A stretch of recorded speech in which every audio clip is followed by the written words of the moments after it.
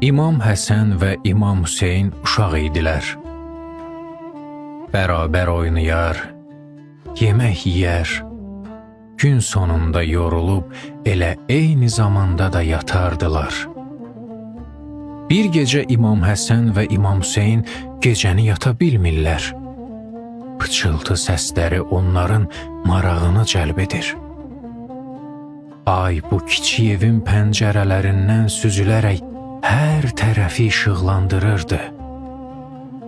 Onlar bir yerdə otağı tərk eləyib, səs gələn tərəfə getdilər.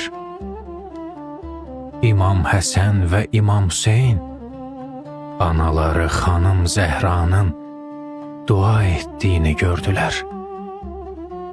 Onlar lay-lay kimi şirin səslənən sözlərin təsiri altında analarını diqqətlə dinləyirdilər.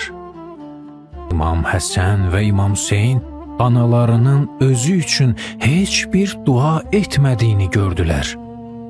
İmam Həsəni maraq bürüdü. Bir müddət sonra dayana bilməyib anasına yaxınlaşdı.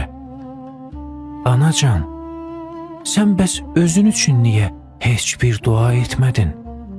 Xanım Zəhra gülümsəyərək İmam Həsən və İmam Hüseyni yanına səslədi və şəfqətlə onlara belə izah etdi.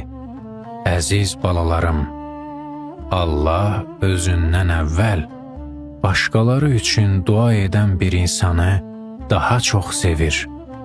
Bu sözü isə məndən yadigar kimi saxlayın və dua edərkən heç vaxt unutmayın. Əvvəl qonşu, sonra özümüz.